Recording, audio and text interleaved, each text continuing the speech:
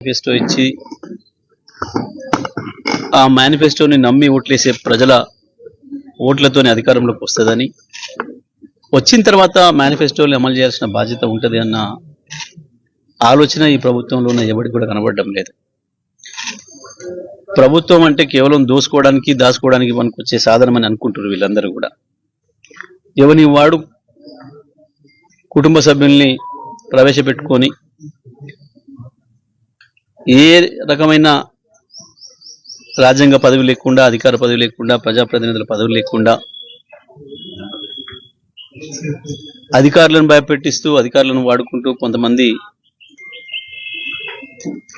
చిన్న చిన్న వాటికి లొంగిపోయే అధికారుల్ని వెంటబెట్టుకొని ఈ రాష్ట్రాన్ని దోసుకోవడమే పనిగా పెట్టుకున్నారు. ప్రభుత్వం యొక్క అధికారం ఏంది, ప్రభుత్వం యొక్క విధులేంది అన్నది కూడా ఎవరికి సోయలేదు. ఇంకా అందులోనే కొంతమంది పాపం ఎన్నికల్లో ఓడిపోయో లేదా ముఖ్యమంత్రి దగ్గర ప్రాపకం లేకనో, ఇంట్లోకి పోయే అవకాశం లేకనో అనాథల్లాగా, అనామకుల్లాగా పడి ఉంటున్నారు అక్కడక్కడ శబిరి లాంటి వాళ్ళు. ఈ అనామకులు, ఈ అనాథలు అప్పుడప్పుడు మేము కూడా ఉన్నాం అని చెప్పుకోవడం కొరకు ఇట్లాంటి చిల్లర మాటలు మాట్లాడుతున్నారు.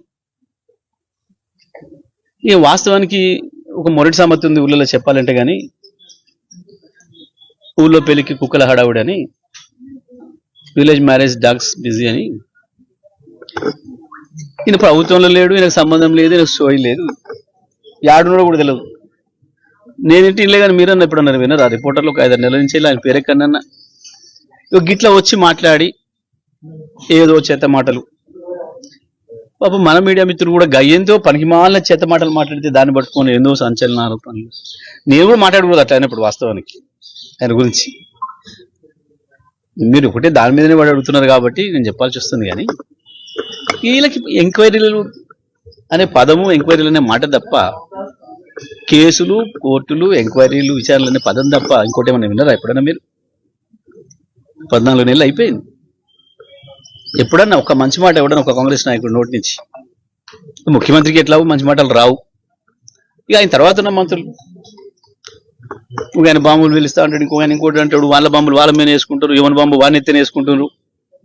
ఆయన మనమే బాంబులు వేస్తారంటే పాపం ఆయనకే బాంబు పెట్టారు కిందంగా 10 మంది ఎమ్మెల్యేలు తగిలి. ఇట్లా ఉంది కాంగ్రెస్ పార్టీ పరిస్థితి. కుక్కలు చింపిన విస్తరలాగా చేస్తా ఉన్నారు రాష్ట్రానికి. ఏం ఎంక్వైరీ చేస్తాడు? ముండా ఎంక్వైరీ చేస్తాడు, సిఐడి ఎంక్వైరీ, సిఐఏ అని ఒకటి ఉంటుంది ప్రపంచంలో, దాన్ని పిలుచుకో వీలైతే. ఇక మీ సిఐడీలు, మీ విచారణలన్నీ కనబడుతూనే ఉన్నాయి ప్రజలకు. కానీ 14 నెలల నుంచి మీరు వేసింది పీకింది ఇక కొత్తగా ఇప్పుడు అది తెచ్చుకో, తెలివేయడవాలే.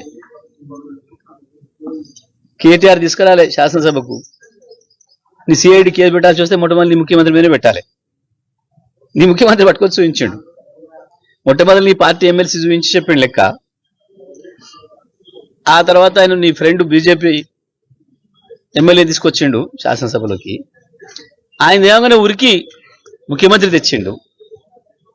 గాలం పెట్టుకో, ఎంక్వైరీ, సిఐడి ఎంక్వైరీ వాళ్ళ మీద చేయి. అంత తెలివేడిసింది వీళ్ళకు. అది బాజాబ్తా గవర్నమెంట్ డిపార్ట్మెంట్లోనే ఉంది.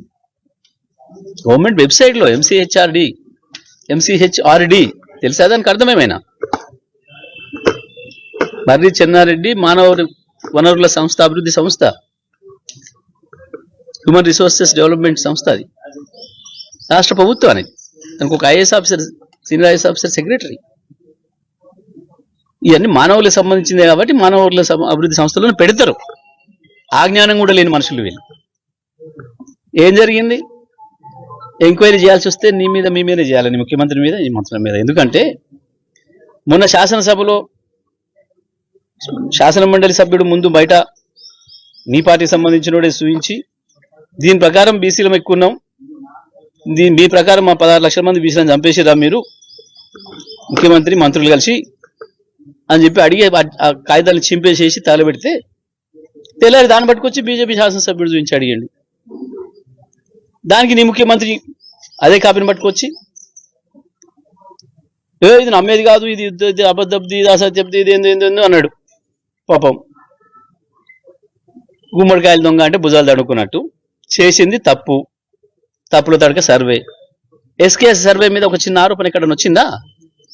ప్రజలు దేశ విదేశాల నుంచి వచ్చి కూడా స్వచ్ఛందంగా పాల్గొని పోయారు. ఎస్, మేము తెలంగాణ బిడ్డలం, మా అడ్రస్ ఇక్కడే ఉండాలి, మేము ముంబై బతకపోయినా ఆనాడు మీ దరిద్రపు కాంగ్రెస్ పాలన వల్ల దుబాయ్ పోయినా ఇవాళ తెలంగాణ తెచ్చిండు కేసీఆర్, మేము తెలంగాణ బిడ్డలుగానే మా పేర్లు ఉండాలి అని చెప్పి గర్వంగా వచ్చి నమోదు చేసుకొని పోయారు ఒకటే రోజు. నువ్వు ముండా సర్వే, నువ్వు చేసిన సర్వేకు ఇంటికి పోతే చెప్పులతో కొట్టేలా కొట్టారు ప్రజలు.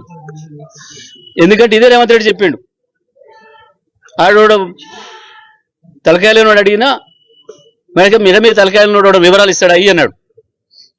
ఇదే రేవంత్ రెడ్డి ఉన్నది కదా వీడియోలు. ఇంకా ఆ ముచ్చట ప్రజలు అన్నారు నీకు చూపించి, ఎవరిరా నువ్వు నన్ను సర్వే ఆడడానికి వచ్చినావు, నీ ఆధారం ఏంది, నువ్వేంది, నువ్వు ఎవరు అని అడిగింది. ఎవరో పోరాళ్ళ పంపితే నువ్వు పంపినావు దారిన పోయే దానయ్యలను వాళ్ళని వీళ్ళను. ఇంకా సిగ్గులే కూడా చెప్పుకున్నాడు వాళ్ళ మంత్రి, కుక్కలు వాళ్ళు పెట్టారు మా ఊళ్ళో పోతే కాదు నీ ముఖ్యమంత్రి మీదకి నీ మీకు కుక్కలు వదిలినట్టు ప్రజలు. నీ ప్రతినిధి పోతే పంపితే నీ ప్రతినిధి మీద కుక్కలు వదిలినరు అంటే నీ మీద వదిలినట్టు సిగ్గుండాలి ఏమన్నా చెప్పుకోవడానికి. ఇంకా చేసే అన్ని సిగ్గుదప్పిన పనులు సరే లేక చెప్పుకున్నాడు. ఇంకా వీళ్ళు ప్రభుత్వాన్ని నడుపుతారు, వీళ్ళ బొందా ఎవరికి సోయి లేదు, ఒక పద్ధతి లేదు, ఒక బాధ్యత లేదు. మీడియా మిత్రులందరికీ నమస్కారం. రాష్ట్రంలో కాంగ్రెస్ పార్టీకి ప్రభుత్వాన్ని నడపడం చేత కావట్లేదు.